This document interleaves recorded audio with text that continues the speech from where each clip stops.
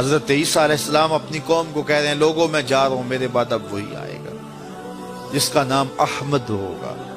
ایک حواری کھڑا ہو گیا، انجیل برنباس کے اندر یہ لفظ موجود ہے، حضرت جس کے قصیدے آپ بھی پڑھ رہے ہیں، کیا وہ آپ سے بھی افضل ہوگا؟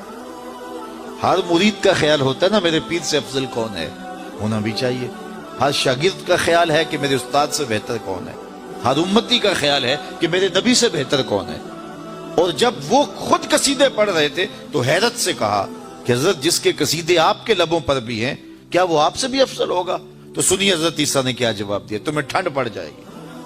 جب ایک حواری نے کہا حضرت جس کے قصیدے آپ بھی پڑھ رہے ہیں، کیا وہ آپ سے بھی افضل ہوگا؟ فرمایا افضل ہونے کی بات کرتے ہو، وہ تو اتنی عظمتوں کا حامل ہے، اگر اس کے نالین کے تسمے کھولنے کی سعادت ابن مریم کو مل جائے تو یہ بھی مقدر کی بات ہے، یہ بھی بخت رسا ہوگا کہ اگر ان کے نالین کے تسمے کھولنے کی سعادت نصیب ہو جائے۔ میں تو کہتا ہوں ساری زندگی اس نعمت کا شکریہ ادا کرتے رہیں، حق کے شکر پھر بھی ادا نہ ہو۔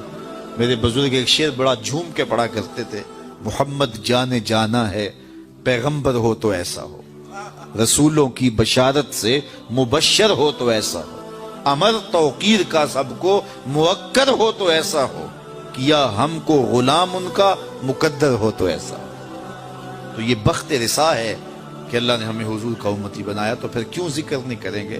ہم تو دم دم قصیدے انہی کے پڑھیں گے اور لمحہ لمحہ باتیں انہی کی ہوں گی، کیونکہ ان کے دم سے ہی بزم عالم میں بہار آئی، اور ہماری ساری عزتیں حضور کے نام سے ہیں۔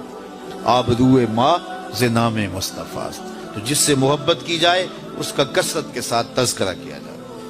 محبت کا ایک بہت بڑا تقاضا یہ ہے کہ جس سے محبت کی جائے اس کی اطاعت کی جاتی ہے، اس کی فرما برداری کی جاتی ہے، اور فرما برداری حکم کی تعمیل یہ ایک ایسا عمل ہے کہ جو محبت میں انسان کو پختہ کر دیتا ہے۔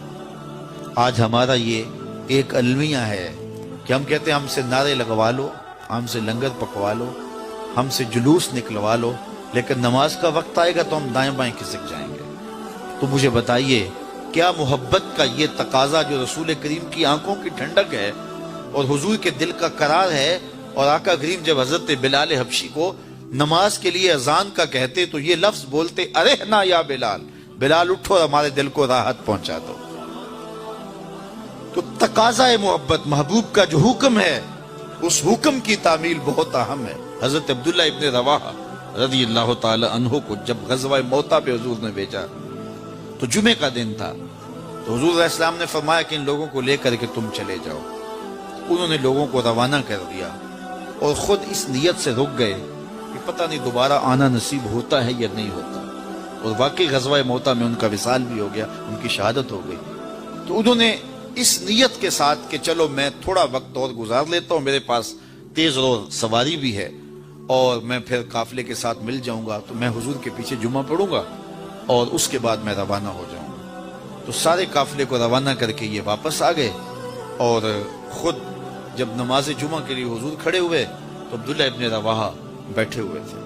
خیر نماز پڑھی تو حضور نے فرمایا، ابن رواحہ میں نے کہا تھا ان لوگوں کو لے کے چلے جاؤ اور تم یہاں موجود ہو۔ عرض کی حضور میں نے سب کو بھیج دیے اور اس نیت سے بھیجا ہے کہ یہ چلے جائیں اور میں ان کے ساتھ شامل ہو جاؤں گا، لیکن میں نے کہا تھا یہ پتہ نہیں جمعہ آخری ہو تو میں آپ کی زیارت کر لوں، تو زیارت کے شوق میں رک گیا ہوں۔